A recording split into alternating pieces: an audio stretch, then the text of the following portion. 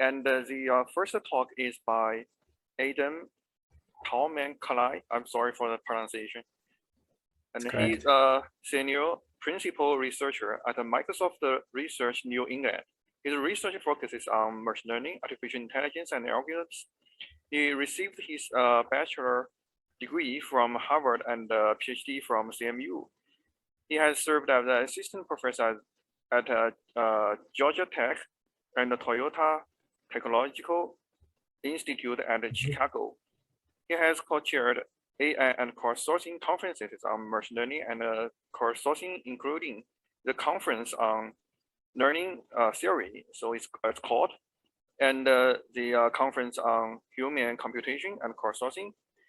His honors include multiple Best Paper awards and an NSF Career Award and Alfred Sloan Fellowship. Okay, and the title is very interesting to me. So please join me to welcome Adam for the great talk. Okay, thank you. Thank you very much. Thank you for inviting me. It's an honor to be here. Today, I want to talk about a joint work with Tal Schuster and Ashwin Kalyan, who were interns at Microsoft, and Alex Polozov, who is my colleague. And I want to talk about programming puzzles that are going to help teach computers how to code. And one of the exciting things about this project was while we were working on the paper, actually after the paper was submitted, but before it was accepted, there was a major breakthrough. A large neural network was introduced by OpenAI called Codex that came out while we were working on this, and we were lucky that we had time to add the results from that system that I'll talk about today. But it's a very fast-moving and exciting field. So when you talk about programming learning to program, you need to know what is the problem we're solving, and that's really what I want to talk about today. And we're going to introduce a new kind of representation of a programming problem called a programming puzzle, and it's a nice way to test whether computers can program well or how well they can program. And it's a representation that's done in code, in source code, not in a natural language like English or Mandarin. And we're also going to talk about a data set we released called P3 for Python programming puzzles. It's a GitHub repository, and it's open source, so we hope people will contribute, not just us. Right now it has about 400 really interesting challenges, and it's growing. We keep adding puzzles every day. And we have an evaluation here of these very recent GPT-3 and Codex language models, as well as some traditional top-down solvers. What's interesting is that it's an unsupervised evaluation. As you'll see, these puzzles, you don't need answer key, or you don't need any training at all to solve them. You know whether you solved it. So you don't need any data to learn to solve these. You can bootstrap and solve them on your own. So let's start by talking about what a programming puzzle is. So puzzles, as you know, are great ways to teach children and adults, and to evaluate how good somebody is in toys, in math, in problem solving, in various games. And we come up with a single representation. So these programming puzzles can capture many kinds of problems of different natures, algorithms problems especially, but also classic puzzles and games. And so they can capture all these different problems in a way that anyone who knows how to program can immediately start to solve them and even write their own challenges. They're very easy to write as well. And this works both for humans and machines. So, you know, used to have a competition between humans and computers in chess. We can have a similar type of competition in programming. Okay, so what are these programming puzzles? Well, the simplest type of a programming puzzle is just a function. Actually, every programming puzzle is just a function in a programming language. For this talk and for our data set, we use Python because it's the most popular language in machine learning, but it could be in any language. So, and the goal is to find an input which makes that function return true. Okay, so a puzzle is just a function, and your goal is to find an input which makes it return true.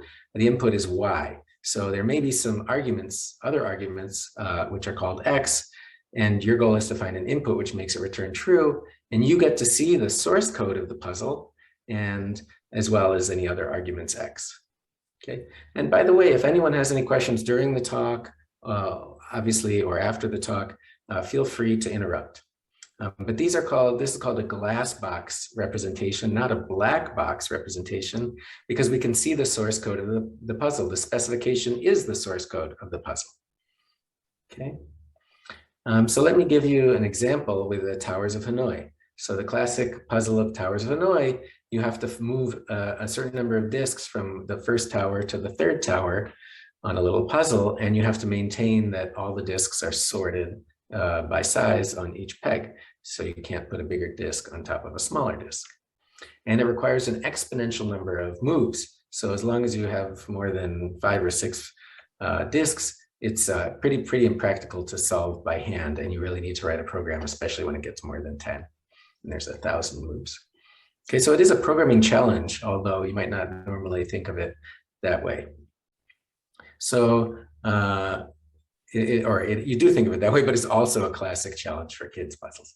And now I'm going to show you the source code for the program here. It's not important that you understand it in detail, but all that is important is you can see that there's 2 things here. There's a function that takes 2 arguments. The second argument is x, which we get to see, which is the number of disks, 8. We could set it to anything actually. And then y, which is what we need to find. It's the moves that we need to make. And then the rest of the code, you probably wouldn't be surprised, is just checks to make sure that all the disks start on the first tower and that they all end on the last tower, and that the moves are all legal. But it's very short. It's only 5 lines. Okay. And the solution, I'm not going to give it here, but it's a classic problem that they give in many classes to teach recursion. Okay. And then in order to check the solution, all you have to do is run the puzzle on the output of the solution. The solution you run on the number of disks, you could do 8, 10, whatever you want. And you check that the puzzle returns true. It should return true. If it returns false, or if it errors, or if it doesn't return in time, that's a failure. But if it returns true in the bounded amount of time, that's a success. Okay. Here again, the answer is y, and x is the input. So in general, formally, both the puzzles and answers can be encoded as strings. The function can be encoded as a source code of a string, as well, along together with the input argument, x. And the answer is y. It can be encoded as a string, for example, a JSON argument or whatever. And you want to check the correctness is determined whether or not the puzzle returns true within time t, some bound t. So that it can't run forever. And the solution is a function that also takes x and has to generate y. X may possibly be empty. So in this example, here's the simplest puzzle possible. The hello world of puzzles is just the function, check to see if hello plus the string s equals hello world. And so the solution is, of course, the string world, because when you concatenate hello and world, you get hello world. But it's kind of interesting. This is really, in some sense, capturing an understanding of what concatenation means. Of course, any Python interpreter, any computer that has Python on it already knows how to concatenate strings. But I would argue it actually doesn't know what concatenation means if it can't solve this puzzle. But humans, of course, can solve this puzzle. It's a very easy puzzle if somebody knows how to program. And you can also have a solver that takes many puzzles, some number of puzzles, n puzzles at once, without the solutions, and it takes those timeouts, time limits for each puzzle, and has to generate the solutions for each puzzle. Okay. So puzzles, one of the good things is that they're easily verifiable. So what does that mean? That means that the solutions, if you give a solution, we can efficiently check on our own whether or not it's correct. Formally, in your math, in your math and algorithms class, you probably learned about these, and they're called NP problems. They're not decision problems, they're search problems. Basically, they include NP hard problems, so really hard problems, and they include P problems, polynomial time problems, some of which are quite easy, some of which are also hard. So which problems can you check on your own to see if they're easily solved? For example, this equation, you can check if 1 and 2 solve the equation. You don't need, it's easy to check. It might be harder to solve. Or the Towers of Hanoi, like we said, it's easy to check and observe that somebody's solving it. It's harder to solve. The classic Sudoku problems. So there in Sudoku, you have to find numbers which you have to find a set of numbers which fill in the blanks, the blue numbers here, so that each cell has all 9 numbers and meets other certain conditions. There's the 3-SAT and the graph coloring problems, which are classic NP-hard problems. There's unverifiable problems, like problems, everything else, which is, many problems or most problems are not easy to check. So maybe the problem is described in natural language or by examples, or maybe it requires human interaction. And these are very useful and important problems, but they're hard to verify. So, word problems in math class, sometimes you get an equation, but sometimes you get a word problem and you have to answer it. There you have to understand English, and there might be some ambiguity. Sometimes you get a problem which is, find the next image in the sequence, which is also ambiguous. You need to agree on the same answer. Microsoft put out a nice system that can, do very simple text manipulation by example. But all of these require kind of checking the answer key. You can't determine absolutely whether you have the correct answer. So the Microsoft system is called FlashFill. It's built into Excel. It works really well, but again, there could be some ambiguity or disagreement about what's right. So it's not easy to objectively evaluate the correct answer and to check your own work. There could be other kinds of crazy things, like make a game that's going to go viral. You could ask the computer to do that. Boy, that might be very useful or very fun, but that's not an easy to verify problem. Okay. There was recently a fun challenge with a $20,000 prize released called the Abstraction and Reasoning Challenge by Cholet. And in that challenge, you had to figure out the next in a sequence of visual patterns. Again, it's ambiguous. It's not clear that you can check your own answer. It's also not clear that if you could solve these, you could do anything useful other than predict certain image patterns. Okay, so we're focusing on these puzzles, which are easily verifiable. And I'll just say a little bit more for the people who are theoretically interested, and then we'll move on to the data set. So if you know what NP-complete problems are, you might say, well, why work on puzzles which are NP-complete? Why not work on a simpler NP-complete problem like graph coloring or 3-SAT? Well, they're all equally difficult, but those are easier maybe to think about. The advantage of puzzles, which are written in source code, is that source code is understandable for both humans and machines, and it can be very succinct. The Towers of Hanoi is a very short puzzle written in code. You could convert it formally. What we know from formal theoretical computer science is you could convert it to a massive formula or a graph that you have to color. And it would be equivalent, but no human would be able to solve that. It would be a much weirder and more complicated problem that would lose all of the intuition that you had about solving the problem. And so source code is good for capturing the abstract reasoning problems. It's really designed exactly for this. Some people say, well, oh man, these puzzles are really hard to solve. I don't even know where to start. How would you teach a computer to read a program specification? And well, that's because what they mean by that is it's harder to beat humans in that. That's because humans are really good at that. It's also really hard to 3-color a graph, but humans are bad at 3-coloring a graph. So it's actually pretty easy for computers to beat humans at that. And you know where to start. But I argue that the puzzles are actually a good representation. And why is it important that we want to be able to write programs or generate code that's useful? So there's recent breakthroughs that I mentioned called GPT-3 and Codex, which are these language models. And I'm not going to talk in detail about them, but roughly what they do is they're really good at predicting the next word or token in a program. GPT-3 was released in 2020, and it was really good. It was trained on the internet, on the web, and so its job was just predicting the next word on a web page. Codex was specifically trained on code. GPT-3 was found to be able to code actually because it must have been trained on enough code. Codex was specifically fine-tuned on code so that it was really good at predicting the next token in a program. And so these things have been used recently. That was put out by OpenAI, and in a partnership with Microsoft, these things have been put out by GitHub in a product called the GitHub Copilot. And so what GitHub Copilot does is it tries to autocomplete things. So here's an example where I just started typing into the VS Code IDE. So a programmer just starts typing. I made up this example because I wanted something which probably wasn't all over the web. And so I said, okay, suppose I wanted to start writing a function which computes two prime numbers, the nth number and the n plus first, or the two prime numbers next to each other. And then I asked GitHub Copilot, or actually didn't even ask, it just tries to autocomplete it. And sometimes it gets it totally right, and it's amazing. Because this is many lines of code. I'm not even showing you all the lines of code. And that's way better than any earlier program synthesis system. Okay, so there's been a lot of work on program synthesis systems over the years, but unfortunately, it's been very hard to generate many lines of code and understand what people want. But this one actually does sometimes work quite well. Okay, but it doesn't always work well. So let me show you an example, and you can get very simple and silly examples to show how it doesn't work well.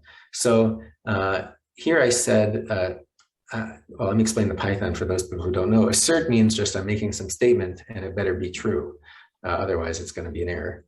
And then I say the string hello is not contained in, and now I'm about to type some other string, but Copilot will make a suggestion. And I love Copilot, by the way. It makes really good suggestions. Sometimes it's amazing, and sometimes it's funny. And so here, it could have said any string. What string it generated was hello world. And of course, it's a failure. It's an error because hello is contained in hello world. It could have suggested any string in the world that does not have the word hello. It could have suggested foo or bar or the empty string or whatever, but it actually picked a string that does contain the word hello. And if a programmer did that, you would not hire them because you would understand, okay, they don't really understand what these things mean. It was kind of an interesting prediction, but it's not what was intended. You could kind of maybe imagine why the Codex system does that, but it shows that it doesn't really understand programming well, and you shouldn't really trust it to generate lots of code for you. That's why in GitHub Copilot, it's used together with a programmer. It's not just trusted to generate code on its own. Okay, so this is kind of an example of a failure. Another example would be this one, just to show kind of its conceptual reasoning abilities. So here we say we have a string file name, and if we add on append to it the extension JSON and take its length, so we have the length of the file name plus, I guess, 1, 2, 3, it'll be length of file name plus 5, but we tell it, okay, that's less than the length of, and it could put in some other string or whatever. And instead it put in file name. So it's claiming that if you take a file name and then you add some string to it, it actually becomes shorter. Which is of course not true, that's impossible. So these kind of conceptual mistakes that it's making illustrate that it doesn't really understand programming. Some people use examples of its inability to add large numbers, but human programmers will also make mistakes adding large numbers. These are conceptual mistakes showing that it really doesn't understand at a detailed level yet what's going on. But it's amazingly useful and I love it. But this is another failure. Kind of a more interesting example, the last one I'll give, is this one where I say, okay, computer, I'm going to concatenate hello and world and assign it to the variable x. And notice here that it added like an extra space in the middle, which I didn't talk about, but it's not clear actually when somebody said, oh, I want to concatenate hello and world, maybe they meant to add a space. So this example is kind of interesting. It just illustrates that English is ambiguous, or any natural language is inherently ambiguous. And so maybe this is the right answer, who knows? So what we need in order to really make progress on programming and testing its ability to program is an objective evaluation. And only with an objective evaluation can you test progress, and then you need to be able to test progress in order to make progress, right? So the evaluation of a programming puzzle is purely based on code. Okay, and so the coding challenges that you might think about, many people have thought about actually evaluating it based on programming competitions, coding challenges, which are usually described in English, right? And then people submit solutions, and then the solutions are tested against hidden test sets. But the problem is the English description doesn't convey everything and may have discrepancies according to the tests. So even if or it could be that you have the best programmer in the world, but if they don't speak English, they're not going to be able to solve this. And so therefore, it's not a great test of their purely coding ability. Maybe they speak another language. And we would all agree that a programmer who speaks one language but doesn't speak another is a great programmer. So these tests are both a test of your ability to program and your ability to read the English description. But recently, and this is still a very interesting line of work in my opinion, and recently an excellent data set of thousands of problems of this type was released independently of our work at the same conference in NeurIPS by Hendricks et al.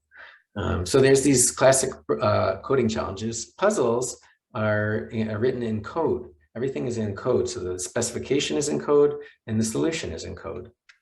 Okay, and puzzles focus on essentially the algorithmic challenge, not the English or reading challenge, or not trying to guess what the tests are. There's no hidden test cases that you have to learn to generalize. You don't have to generalize from examples. So it just makes it a bit easier from an engineering point of view. It's all code. In our data set, it's Python. Okay, so now we've talked about what these puzzles are. I want to talk about our Python programming puzzles data set, the repository, which is available on GitHub. So this P3 data set, it's growing. As I said, we started with some number of puzzles, and then during the submission, this breakthrough was made, and so we added some more puzzles to our data set based on their data set. It's a very fast-moving field, and we keep trying to make our data set larger and more interesting. And we would love contributions. It's also fun to solve puzzles, so you can look at our data set to find some puzzles to solve. The data set has many puzzles across many different domains, using many different algorithmic tools. And it's also like dynamic programming and things like that. It's also got both easy and difficult problems. And then we'll talk about our baselines, which we use to evaluate the data set. And we use classical, more traditional enumerative solvers and the more recent language model-based solvers. The language model ones actually just generate the program, character by character or token by token. So they could have total errors in them, but they actually work really well. And we actually did a user study as well, where we had human programmers try to solve these puzzles, and they really enjoyed them. So that was kind of a nice surprise. So let me just mention that these puzzles are very comprehensive. There's a variety of different domains. It could be chess and classic puzzles to have games, simple tests of Python programming, a bunch of math problems of different types, algebra, number theory, probability. There's also problems that we've taken from different international competitive programming competitions and websites like Codeforces. And we also took problems from this very recent data set that the Codex paper introduced called Human Eval. Okay. It also includes problems that are varied in terms of what you need to solve them. So you might need certain Python operators, not understand the details of the language, which seems like a reasonable thing to need. You might need, but that's very basic, just to test your understanding of the language. You might need recursion or dynamic programming or optimization or various tools. So the data set has problems that test different tools, though we're trying to expand in different dimensions. And it's comprehensive in terms of difficulty. So it definitely has tons of trivial problems. We actually probably added too many trivial problems because we didn't think the computer was going to be able to solve many of them. But we have a lot of trivial problems. So here's an example of a trivial problem. And so here was pretty trivial. This puzzle, well, this is almost a classic Hello World, but we've added this : -1. For those of you who don't know, that reverses a string.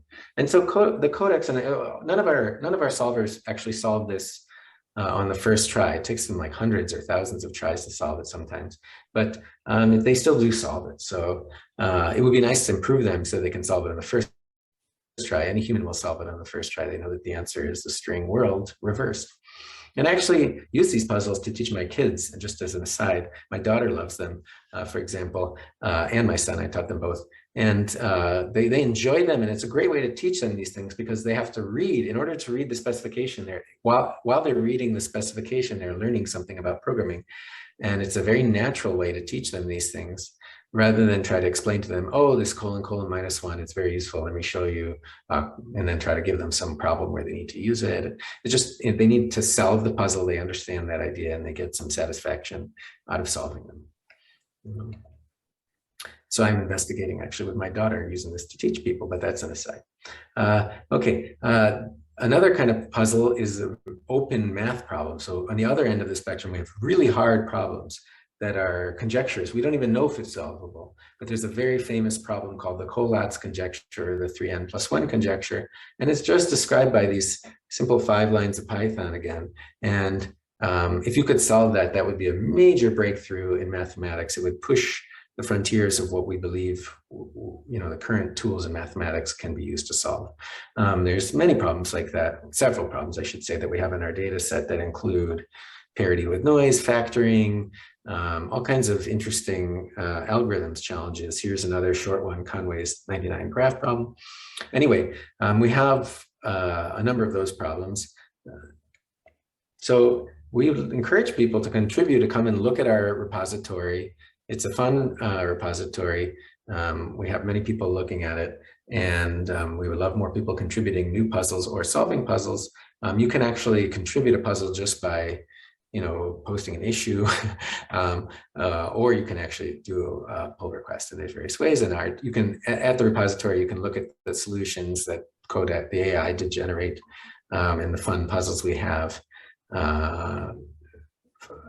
all 400 of them for now. And now I'd like to move on and talk about our baselines. So we have, again, we had GPT-3 and Codex. We used to evaluate the data set, right? We wanted to see how well could these solvers work, as well as traditional top-down solvers. So as I mentioned, the evaluation is unsupervised. Because you can check whether your solution to a puzzle is correct, you don't have to have a training set. There's no need for a training set or a test set distinction. We can just give you all the puzzles, give the computer all the puzzles, and see how many it can solve. And the system that solves more puzzles is doing better. So our data set does include solutions, but we don't give them to the computer. You could use our data set with the solutions if it's helpful in your research. We also include English descriptions, which we mostly don't use, but you can use them.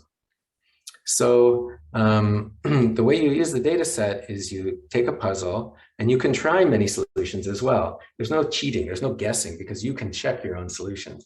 So you can keep generating solutions until you reach the limit that you might impose on yourself of number of solutions, or until you reach the time limit, okay? And so that's how you can try to solve the puzzle, because you can test each solution. You can also do something called bootstrapping. So you can try to solve n puzzles and learn to solve puzzles better. So the way that works is you take n puzzles all at once. There's no harm. It's kind of like when you take a test. Sometimes you take a test, you can learn to get better at the test. As you solve other problems on the test, you get ideas of how to solve earlier problems, and you can move around. And so there, the computer's at its liberty to solve the puzzles in any order at once, and to try to solve as many as it can. And on the first round, it solves some number of puzzles, and then it can use these to learn, right? And then it again solves some more puzzles, and then it repeats and can learn to solve puzzles better and better. Okay, and we try that out. And in fact, that will help us. Okay, and the question is, how many puzzles have you solved with a certain number of attempts? Your goal is to solve as many possible puzzles as quickly as possible, or with as few tries as possible. Since time is sometimes tricky to measure, objectively, we just count the number of attempts you have, and we use this metric that the Codex paper introduced called PASIT-K. We came up with the same metric independently. So we consider two different types of solvers. First, a classical solver, which builds up the program as a tree, as an abstract syntax tree. So it's a syntactically correct program. We have a grammar for Python, which was a big pain to write. And then from that grammar, we can generate either uniformly random programs, or we can use machine learning and either a random forest algorithm, classical, or we can use a transformer-based model on neural nets to learn in our bootstrapping to solve better and better, to generate better and better programmers based on the puzzle. Okay, and then we can also use language models, as I mentioned, which are systems that are just predicting literally the string of the program based on some kind of prompt. And what we do is we give the computer a prompt. Now, in the zero-shot example, we give it a very short prompt. We just give it the puzzle.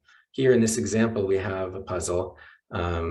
It takes a list of integers. All you need is a list of 10 integers. And this part here is the fourth element in the list. It should occur twice. So a list of 10 numbers, it's not even very important what this is, but that's what the puzzle says. A list of 10 integers where the fourth one occurs twice. So once you understand what that is, it's quite easy to construct a list. It's a trivial puzzle. And we ask the computer, we give it this prompt where we give it this and we ask it to autocomplete very much like Codex does. And sometimes it puts a correct solution in here. And we can check, just keep generating many, many possible completions until it generates a correct one. Okay. And that's the zero-shot prompt because we haven't given it any examples of puzzles, and amazingly, it can solve many of the problems. We also give it a 5-shot prompt where we just give it 5 fixed puzzles that we also gave to our humans when they were solving these to just understand what the puzzle solving is. And those 5 puzzles, which are easy puzzles, there's nothing interesting in them. But those 5 puzzles do help it solve much better. That we call the medium prompt. The long prompt, we actually give it English descriptions in the documentation called docstring. So we actually describe each of the problems. We wanted to see, will English, if we give it English descriptions, will it solve the puzzles better? Okay. So those are the 3 types of prompts that we give it for language models. And then we consider the bootstrap setting where we keep resolving, we keep retraining our solver. In the enumerative case, we rerun a machine learning algorithm to learn for our grammar the probabilities of generating various rules based on the puzzle to generate the solution. In the language models, we can add those solved puzzles to the prompt so that we have until we have very many solved puzzles in the prompt to illustrate to the computer, and this is what we're trying to do. See the paper for more details on these models.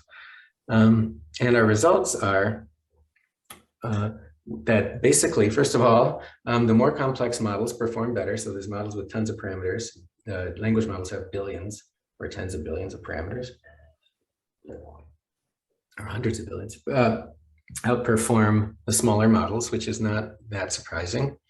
But it is, it's interesting that they solve any of them, honestly, and they solve many of them. And the larger language models perform better than the smaller ones.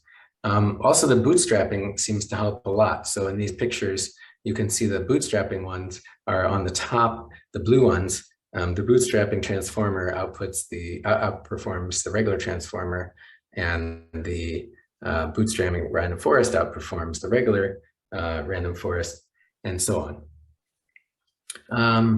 And on the right, GPT-3 again, which is this language model, which amazingly didn't even know how to code at first, or it must have seen a lot of code in its training, but not tons. It's mostly trained on English. It's able to solve even more problems. So the short version, which wasn't given any examples at all, was still able to solve 50 of our 138 puzzles at that point. Again, during the process of creating this paper, more data sets were released, and we grew the data set up to almost 400 puzzles. But at this point, GPT-3 was able to solve almost 50, well, actually, with bootstrapping, it was able to solve more than 50% of the puzzles, but without, it was able to still solve a significant fraction using 10,000 attempts. Now, if you look at the solution rate with only 1 attempt, it's very low. And 1 attempt is very important because that's more in the regime of the GitHub Copilot, the completion tool, right? When you're giving completions, you get only typically 1 attempt, 1 suggestion to the user. So you really want that 1 suggestion ideally to be right. And unfortunately, it's very low there. But in other applications, you may have many attempts. If you can check your solutions to see which ones are correct, like in puzzles, then 10,000 may be reasonable. Okay.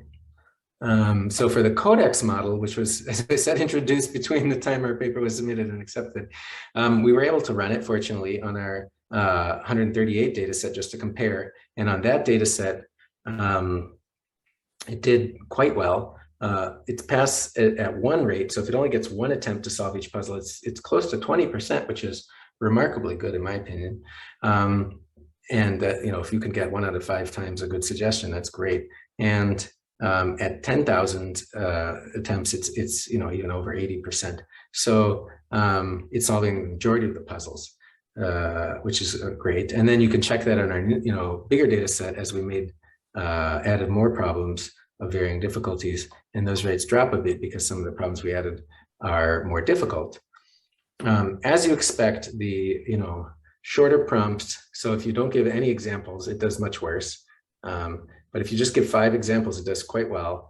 Adding English, so the long prompt is with English descriptions, and adding English didn't really help that much, interestingly. Bootstrapping also helped, but not significantly. And we did the same thing on the full data set of 400 puzzles. In there, we also compared the biggest neural net, which is called DaVinci, and we compared it against Cushman, which is a smaller neural net. And what you see is the bigger neural net, this is the big one, outperformed the small neural net in all cases. Although the small neural net with the English descriptions outperformed the big neural net without the English descriptions. So they're pretty close. And in fact, they're considered to be very similar models. So it's a nice sign about our data set, P3, that when you use it to compare these neural networks of different sizes with different numbers of billions of parameters, it is actually accurate in distinguishing the big neural net from the small neural net, or the medium neural net, actually. Okay, so in future challenges, we would really like to improve our solution rate called pass at K for small k, because that is important to get good success rate at pass at 1. We would also like to improve our data set by adding more medium to hard puzzles. The different strategies you have for improving it are really interesting. I mean, how do you get a computer to program better? One way is, one of the great things about puzzles is we can generate puzzles. So we've already generated millions of puzzles, and we're trying right now, that's one strategy we have. People have suggested using reinforcement learning. I highly encourage people to have that, and we plan to add to our repository very soon a leaderboard of different models and how well they're doing. We also did a human study to compare and see how well did humans do, and we took 30 problems, so and a couple dozen people. And it was interesting, people volunteered. They really liked this study. People did it, and then they told their friends, and people came. We didn't pay them anything. And they did it for 3 hours, and more people wanted it and kept asking even afterwards to do it. You can try the user study on your own. It's on our repository. It's a Jupyter notebook, so you don't have to do much. You just download the notebook and then start typing code, and people really had fun. We gave them a very short amount of time, because 30 puzzles with 6 minutes per puzzle turns out to be 3 hours. We would have liked to give them more time, but how much time can a user study take? But people really had fun and enjoyed it. So puzzles do seem to be good for both humans and computers. And puzzles seem to be a good way to evaluate humans as well, just like they are intended to evaluate computers. But you want to see if they can distinguish experienced programmers from beginner programmers. Here, our metric is very crude. We just asked people, how many years of Python programming experience do you have? And some people who had more than 3 years, we said they were experienced, and the people who had less than 3 years, we call them beginners. And we got definitely a correlation between the fraction of puzzles solved and the years of Python experience. And even on a puzzle by puzzle basis, you can see that it matches up typically between which puzzles were solved by beginners and which puzzles were solved versus the experienced people, and which puzzles were solved by the AI. And so you can look at the difficulty on a problem by problem basis and find the correlation between them. And in fact, the strongest correlation is with the Codex model across all humans. It is more correlated. So how long or how many attempts it takes Codex to solve something is correlated with how what fraction of humans solve a puzzle, both for beginners and experienced and across all humans. That's true actually for all our models, but especially for Codex. And just in comparison, actually, Codex solves quite, if you give it 10,000 attempts, and you could run those in parallel across 10,000 machines if you wanted to. So there's no basic limit on how long it can take, how much you can speed that up. It solves more than even many of the most experienced. It solved 29 out of the 30 problems. Some people did, one or two people solved all 30 problems, but it's still quite impressive at these type of very short puzzles. We need to throw in some harder puzzles that would take a person more than 6 minutes, and it definitely wouldn't solve those. But at these easy level ones, it's actually doing quite well. So in conclusion, we've introduced a data set called P3 of large, it's growing, hopefully, Python programming puzzles. It's good for evaluating AI systems, and therefore we believe that can be also useful for teaching AI systems. There's a correlation between the human and computer difficulty, so it may be a fun data set also to compare humans and computers. And we encourage you to go and visit the data set and to contribute. So hopefully you can donate some puzzles and solvers today to this open source effort. And with that, I'd just like to say thank you. Thank you. And okay, and let's see, we have problems. And by the way, besides the audience in the room, you can see there are also about more than 1,000 audience online. Oh, great. So, do you have time to collect some questions? Do you have questions? So since I have the mic, I would like to have the first question. That to my mind, when you are introducing the puzzle, the set problem is an instance example that I can imagine. So it can be very difficult a puzzle. So do you have plan to constrain the range of the puzzles, and what do you expect that the puzzle dataset can lead us to, where it might lead us to? Good question. Yes, the SAT problem, which, as you mentioned, a SAT formula is like X1 or not X2 or something like this. It's a formula, and these are used all over the place. And people have very hard problems in this SAT representation. And those, you can convert that to a puzzle very easily. You just say return X1, X1 and not X2. It's almost directly translatable into Python expression. So it's very easy to convert them in this direction. The other direction you cannot convert as easily. I have no problem with that. Those puzzles are fine. Our ideal puzzle is a short puzzle. So if the SAT formula has millions of variables, it's kind of a long puzzle. My favorite kind of puzzles are the ones that humans can solve, but we do not rule them out, but they don't fit perfectly because they're not very short. But I think we should have both easy and hard puzzles in our data sets. So I welcome both kinds of puzzles. And my hope is that by focusing the effort on a common representation for problems, the computer will learn essentially to develop a better SAT solver, right? It'll learn to develop a better algorithm, a better factoring algorithm, a better SAT solver, better algorithms of all types, which can happen in parallel to other efforts where people are working on English understanding, which happens for Siri and Cortana. So I think those efforts should happen in parallel. They're both very important, but this particular data set will push our ability for computers to be very accurate and precise systems that don't make too many mistakes. Thank you. And if we find more problems, we will type in the chat box. Thank you. Okay. Thank you. Oh, there one more question. Sure.